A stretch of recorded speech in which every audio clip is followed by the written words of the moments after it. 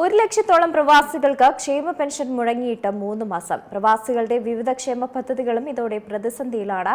10,000-ഓളം pension അപേക്ഷകളും കെട്ടിക്കിടക്കുകയാണ്. 1 ലക്ഷത്തോളം വരുന്ന പ്രവാസികൾക്ക് ക്ഷേമ പെൻഷൻ മുടങ്ങിയിട്ട് 3 മാസമാവുകയാണ്. മാസം 35 കോടി രൂപ വീതം ആകെ 105 കോടി രൂപയാണ് കുടിശ്ശികയുള്ളത്. 3,000 രൂപ മുതൽ 7,000 രൂപ വരെയാണ് പെൻഷൻ ലഭിക്കുന്നത്. സംസ്ഥാന സർക്കാർ പണം അനുവദിച്ചതുകൊണ്ട് 10 വർഷത്തിനിടെ മാർച്ച് വരെ 1 മാസം പോലും പെൻഷൻ മുടങ്ങിയിരുന്നില്ല.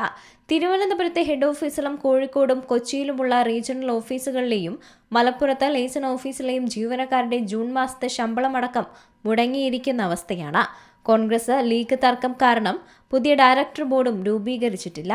സിഇഒ, ഫിനാൻസ് ഓഫീസർ തസ്തികകളിലേക്ക് നിയമനം നടത്താത്തതും പ്രതിസന്ധി രൂക്ഷമാക്കിയിട്ടുണ്ട്. UDF സർക്കാർ ബജറ്റിലും പ്രവാസിക്ഷേമ ബോർഡിനെ പൂർണ്ണമായും അവഗണിച്ചിട്ടുണ്ട്. പുതിയ സിഇഒയ്ക്ക് ചുമതല നൽകാനുള്ള ഫയലിൽ മുഖ്യമന്ത്രി തീരുമാനമെടുത്തിട്ടില്ല. 3 മാസമായി പ്രവാസി പെൻഷനേഴ്സ് ഓഫീസറെയും നിയമിച്ചിട്ടില്ല. പ്രവാസികളുടെ വിവിധ ക്ഷേമ പദ്ധതികളും ഇതോടുകൂടി പ്രതിസന്ധിയിലായിട്ടുണ്ട്. ചികിത്സാ സഹായത്തിന് ലഭിച്ച 300ഓളം അപേക്ഷകളിലും വിവാഹ ധനസഹായത്തിനുള്ള 500ഓളം അപേക്ഷകളിലും തീരുമാനമായിട്ടില്ല. 15,000-ഓളം പെൻഷൻ അപേക്ഷകളും കെട്ടിക്കിടക്കുന്ന അവസ്ഥയാണ്. മുഖ്യമന്ത്രി VD സതീശനാണ് പ്രവാസി ക്ഷേമ വകുപ്പ് കൈകാര്യം ചെയ്യുന്നത്. മുൻ UDF സർക്കാരുകളിൽ ലീഗിനായിരുന്നു വകുപ്പ്. കോൺഗ്രസ് നേതൃത്വത്തിലുള്ള ഡയറക്ടർ ബോർഡ് രൂപീകരിക്കാനാണ് മുഖ്യമന്ത്രി ലക്ഷ്യമിടുന്നത്. എന്നാൽ ലീഗ് ഇതിനെ എതിർക്കുകയാണ്.